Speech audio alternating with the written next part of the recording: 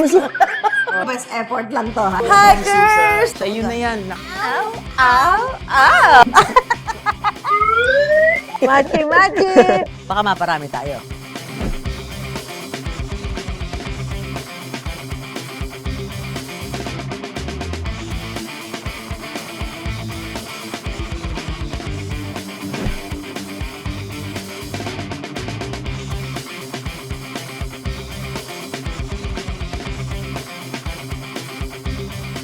Perfect. Ay, dali lang naman pala. Para ka lang palang naglalaba-laba eh. Malamang ako na yung best in God.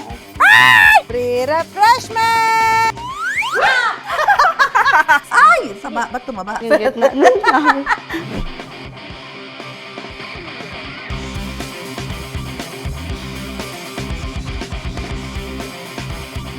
Susan. O yan, ganyan po. Okay na ba? Pasado. Bilang pagdiriwang na ika-4 na anibersaryo ng Pera Paraan, nandito tayong lahat ngayon sa Noel Bazaar para lahat ay maging business-minded. Welcome sa Negosyo Festival ng Pera Paraan. Minsan, ang pinakamasarap na mga ideya ay nagsisimula sa kusina, tulad ng homemade ham na ito na naging patok na negosyo. Mother-in-law ko has been doing this for almost 40 years. Tinuruan din niya talaga ako. When we give free taste, nakikita namin yung instant reaction ng mga taong tumitikim. Gusto magnegosyo? Sagot ko na kayo. Usapan negosyo, hatid namin sa inyo at walang umuwing luhaan dahil lahat winner sa Negosyo Festival. Meron din tayong 5 negosyo card at isang mananalo na 150,000 worth of franchise. From quitting to conquering, pag-business na itinigil na, nagbalik at mas nagtagumpay pa. Gusto ko kasi makatulong rin sa husband ko. Gusto ko pag nag-retiro siya, meron na ako isang stable na business. May income pa rin kami hanggang pagtanda namin. Kapuso! Ako? Ikaw! Ako ba? Oo, ikaw nga. Hoy, Susan! Ikaw na isang taon na namang humarap sa mga hamon ng buhay para sa hamon. Naluto nga niyo pala kami ng ham ngayon din sa aming bahay kubo mga kamangyan. Kung ang content creator na si Mercedes Lasak o Kamangyan Vlogs ay nagluto ng kanyang sariling version ng ham, ang foodie vloggers naman na sina Abby Marquez at Naomi Peña, kanya-kanyang flex ng kanilang paboritong ham. Ang family business ng mga Kwong sa Quezon City, marami raw ang hinarap ng mga hamon bago ma-perfect ang kanilang hamon. Diskarte reveal na.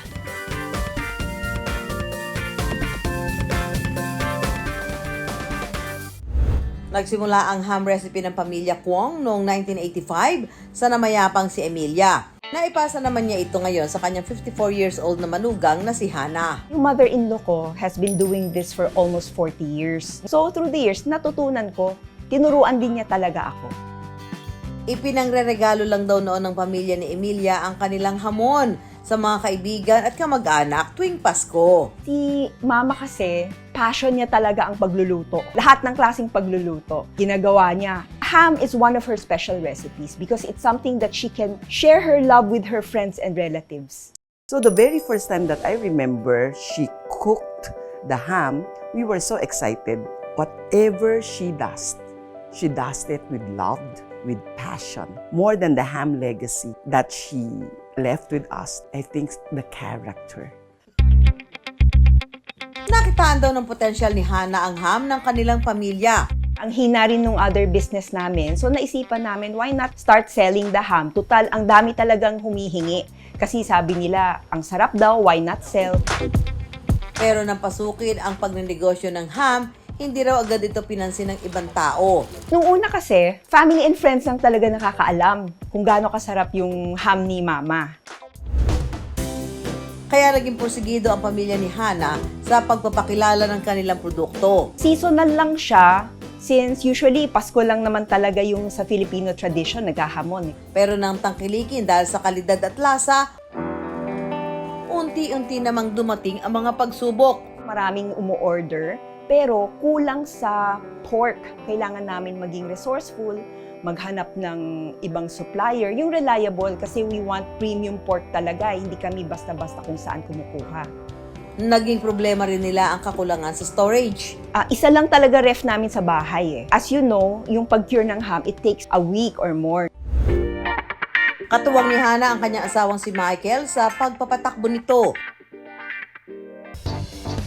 Business Administration in Accountancy ang natapos ni Hana, kaya kahit papaano may alam na siya sa pagpapatakbo ng negosyo.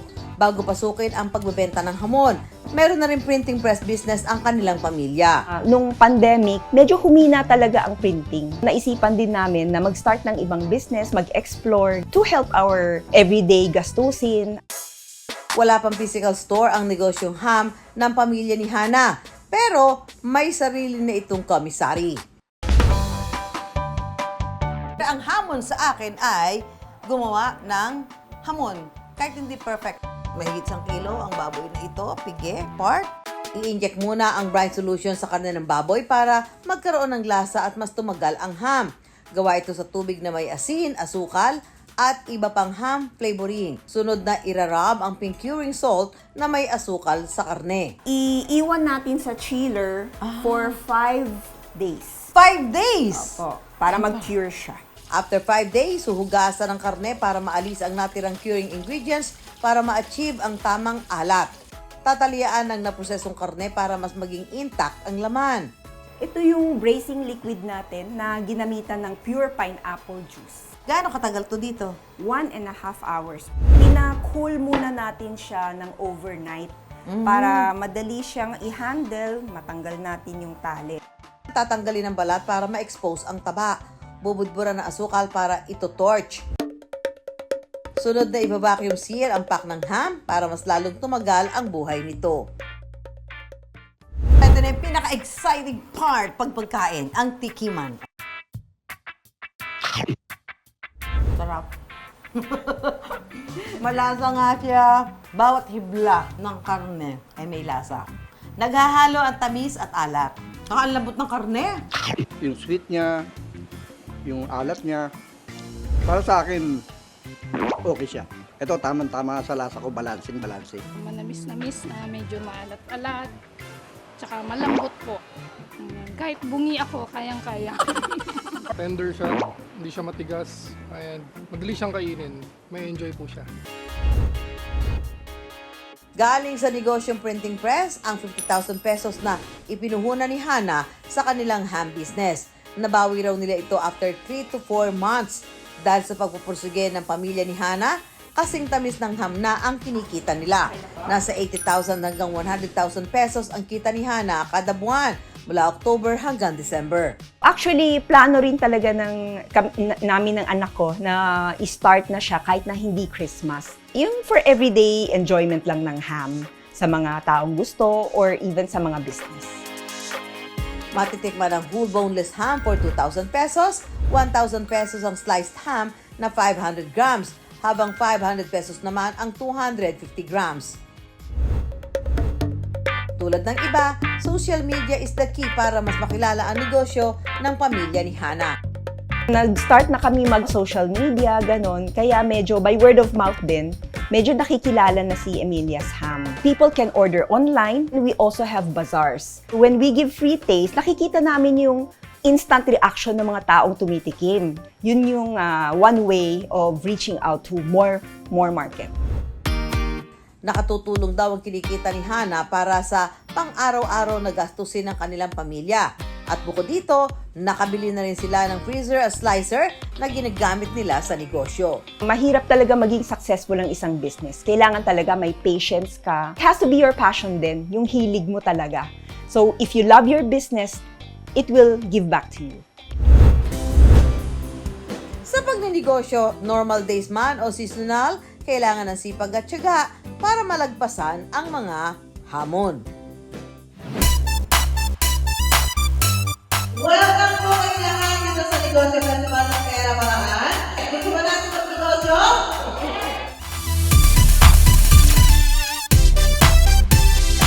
Tayong ibang negosyo card at isang mananalo na 150,000 worth of franchise.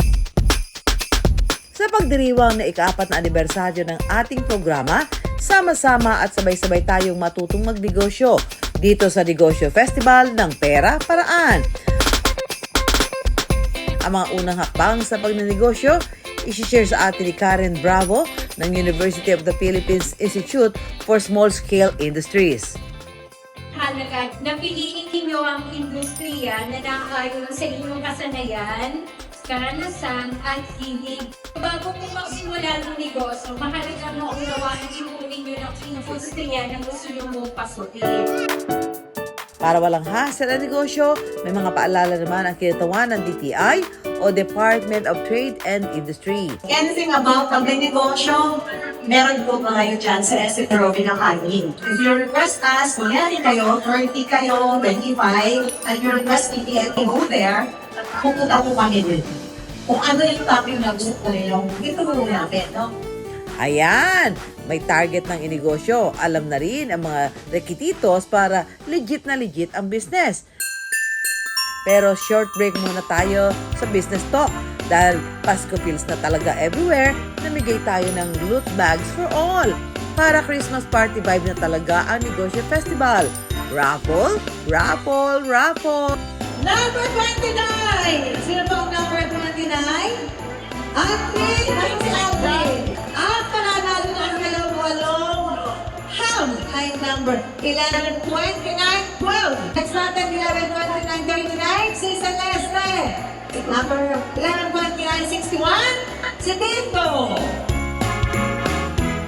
Heidi! Heidi! Ang lalim na yan, Heidi! 5,000 pesos worth ng ulam bensin. Dahil narito na tayo sa Noel Bazaar para sa 4th anniversary special ng ating programa, gina rin tayo sa Celebrity Ukay ng Kapuso Foundation. Ayan, gaya na nakikita nyo, may mga mabibili ho kayo dito, mga damit. Ayan, ito po yung damit ng mga talents ng GMA7. Actually, nakapag-donate na po ako dito. Ngayon, meron akong dala ngayon sapatos. Yun, ito pong kikitain ko kasi dito ay ginagamit ng GMA Kapuso Foundation para sa pagbibigay po ng tulong sa mga kababayan natin.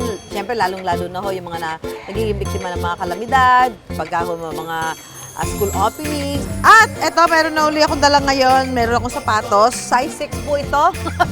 Kulay gold. Pwede hong gamitin pang glam. Baka ho gusto nyong bilhin.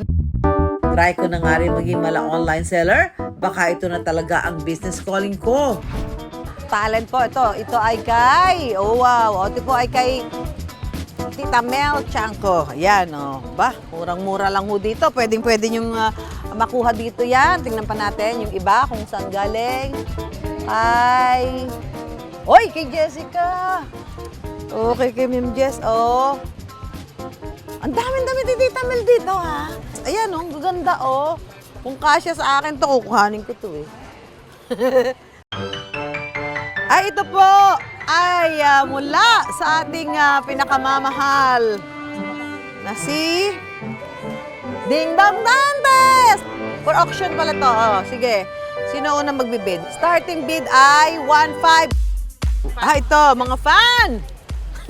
ng SB19. Si Justin to. Oh. Ganda, no? Ang ganda ng tela, oh. Ang ganda ng tela. Fixed price, 4,000. SB19. Malay nyo, maging kaboses nyo sila, oh. Pag sinuot mo to, di ba? Bago pa maubos ang boses ko, tuloy muna natin ang pag-iikot-ikot sa Noel Bazaar. Bukod po sa Kapuso Foundation na booth, meron din booth dito ang ilang mga kaibigan natin celebrity gaya ni Kim Molina at Jenny Lee Mercado.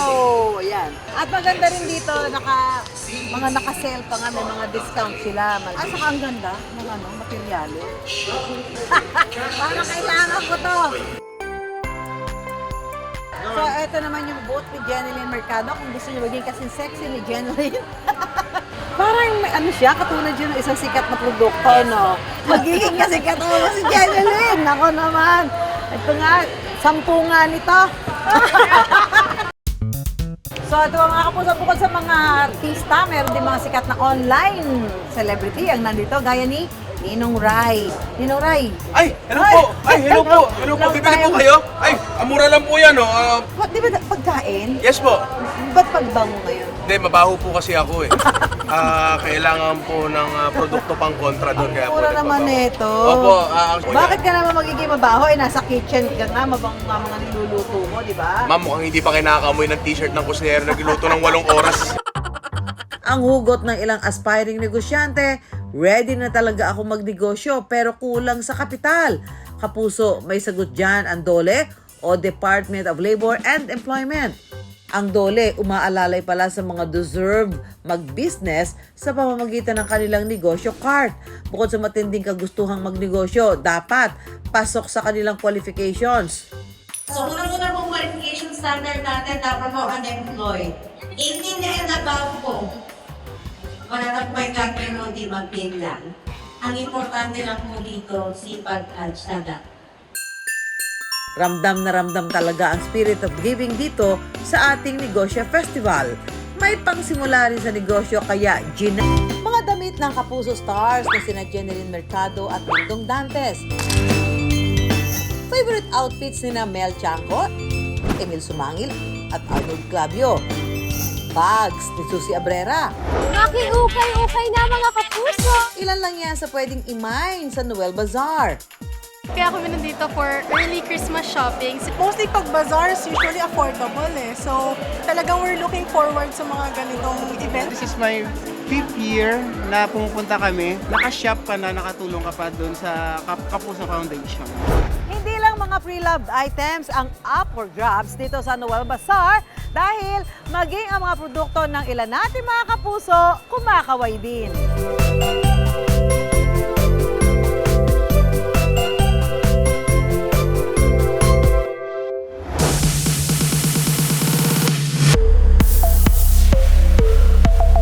Isa ang tindahan ng 59 years old na si Rose na mula sa Marikina sa daan-daang pop-up booth sa Noel Bazaar. Nakita ko parang okay siya kasi ito yung matagal na longest bazaar siya. Kaya ito lang yung una kong pinasinalihan. Taon-taon na raw sumasali si Rose sa Noel Bazaar para mas makilala pa ang kanyang mga produkto. Since mahilig talaga ako sa bag, nung 2012, may friend ako nag-isip kami ng business. Ito, nag-manufacture kami ng bags. Naging supplier ng mga bag si Rose sa malls, pero ang pangarap na negosyo naging dahilan daw ng stress at sakit ng ulo ni Rose. Dumating kasi yung punto na marami akong orders sa mga malls. Kaya lang, parang hindi ko maibigay ng tama yung demands. Yung mga workers kukulang, medyo hindi maganda yung quality.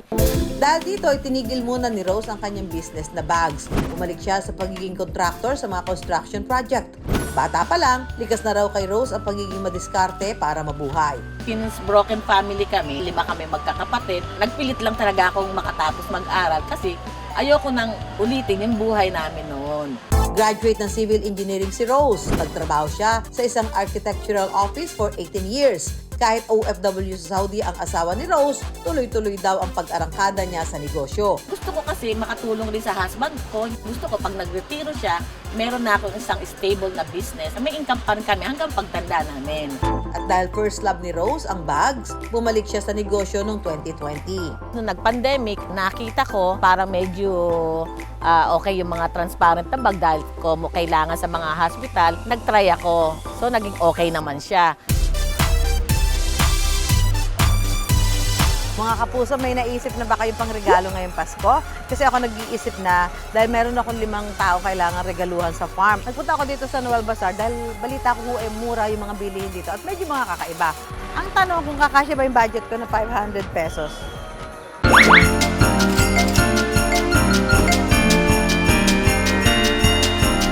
Ay, ang ganda naman ito. Sale po, 200 lang. 200. 5 yung bibigyan ko, kaya lang pera ko lang, 500. 500. Meron po tayong mga sale doon, tigwa 100. Ito, no? Yan, opo. 100 din to? 100 din. 100 lang. Oh. Very useful. Saan mo ba ito gawa, ma'am? Gawa po ito, Marikina made po tayo, Ay! Marikina. Matibay. Opo, Dahil matibay po. gawang Marikina ho Opo. yan. Dahil I have 3 girls and 2 boys. Yan. Ayan.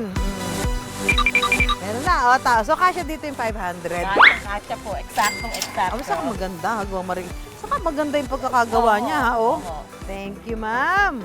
Ayan, di syempre nabawasan na ng konti yung iniisip ko, di ba? Nakabili na ako ng 500 para sa 5 lang, tao. Ito po yung bayan, wala na sukle. Thank you po. Pero meron ako na pamili. Ganda ng color. Magamit ko siya sa kahit anong event. Matibay po kasi siya, talagang nakatahimik yung mga ganyan. Hindi po siya mabilis talaga mapatay. 10,000 pesos ang naging puhunan ni Rose sa kanyang negosyong bags. Galing ang perang pinaikot sa ipinapadala ng kanyang asawa. Bukod sa pagsali ni Rose sa mga bazaar at pag-online selling, meron na rin siyang stall sa isang mall na sinimulan niya ngayong taon. May mga reseller na rin si Rose sa iba't ibang lugar sa Pilipinas. Nasa Valenzuela, nasa Pasay, nasa Makati, nasa Laguna, nasa Boracay, meron pa nga. Sa Palawan, yung price nila is mas mababa kaysa sa bumibili ng paunti-unti. Yung tapos sila na bahala magma-mark up kung papaano. Dahil sa mga bag na giving, malaki na raw ang naitulong nito kay Rose. Kumikita na siya mula 20,000 hanggang 50,000 pesos per month kapag ordinary days. Habang 50,000 to 80,000 pesos naman tuwing summer mula March to June kada buwan.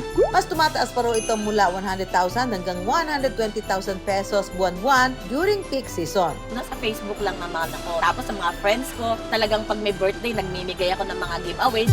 Kaya rin ang rumamba gamit ang bag si Rose mula 350 hanggang 700 pesos. May iba't ibang designs at kulay na pwedeng pagpilian.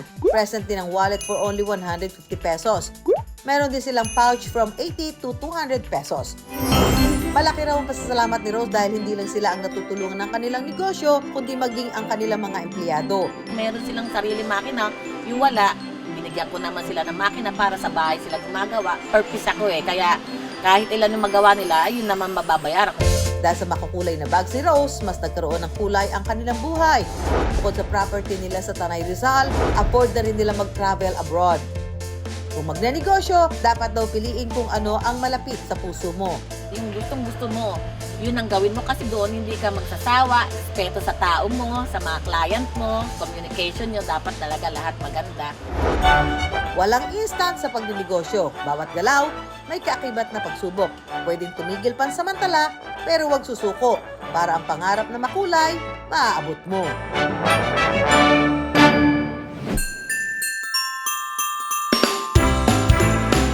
Business idea? Check. Permit at iba pang requirements sa pagnenegosyo? Check na rin. May pangsimula na rin. Ngayon, pagpapakilala at pagpapalago naman. Yan naman ang isi-share sa atin ni Mark at Johanna. Ang no gastos na social media marketing. Kanina pa napapahagyuhan yung social media, paano ba yan? Magiging katulong natin sa aming tagumpay sa pagnegosyo. Kailangan nilang tignan kung ano ang social media site na pinaka-epektibo para sa inyo. May pasample content pa si Johanna. Ang ilang kapuso negosyante naman na una na nating naitampok sa programa, magbabahagi naman ng kanilang secrets for success. Ang dating OFW na si Alvin, nagsimulang magtinda ng kung ano-ano sa kariton. Dahil sa sipag at pagtitiyaga mula kalsada, may sariling pwesto na siya. Ang negosyante na si Ace naman, franchising ang ibibida. Program formula na po ito. Pag release pa po tayo sa sistema ng franchising, maiilaw na tayo ng landas. Yung sistema kaya namin tuwin Pero pag natin po sa discount, kung makita mo rin yung profit doon sa negosyo ninyo, definitely dapat meron trend sa inyong discounting. Magkakaalaman na kung sino ang magkakaroon ng instant negosyo ngayong bagong taon. Isang bakery franchise worth 150,000 pesos. Ma'am, pauulit natin kung sino man ang napakaswerte natin ngayong araw. 11/29/65! Ang nagwagi na maagang aginaldo ngayong Pasko. Instant negosyong panaderia franchise na nagkakahalaga ng 150,000 pesos para kay Sobereya mula Pampanga. Napanood ko lang po yung nung Sabado na po. Baka sakali lang po. Taga Pampanga po kami. May lang po, nagtutulak lang po sa isip ko na pumunta. Gusto ko po matry. Ang 24 anyos na may bahay, may bakery franchise na ngayon. Wala po akong masabi. natutuwa po ako eh. Tsaga po kami maghintay. Hindi pa po kami kumakain. Hindi ka pa kumakain? Ano oras na po kasi kami nakaalis sa amin. Worth it po. Sa bawat negosyo talagang may mga pagsubok yan. Hindi smooth sailing ang pagnenegosyo. Pero doon sa mga nakausap natin ng mga negosyante, karamihan sa kanila dumaan na doon, nalampasan. At kapag nalampasan mo na yon, magtutuloy-tuloy na. Umasa po kayo handang umalalay at magbibigay ng inspirasyon sa inyo ang Pera Paraan.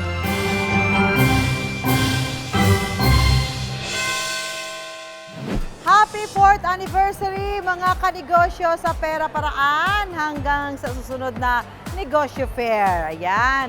Kaya ho, bago man ang halian, mga business ideas muna ang aming pantakam. At laging tandaan, pera lang yan, kayang-kayang gawa ng paraan. Samahan nyo kami tuwing Sabado alas 11:15 ng umaga sa GMA. Ako po si Susan Enriquez para sa Pera Paraan.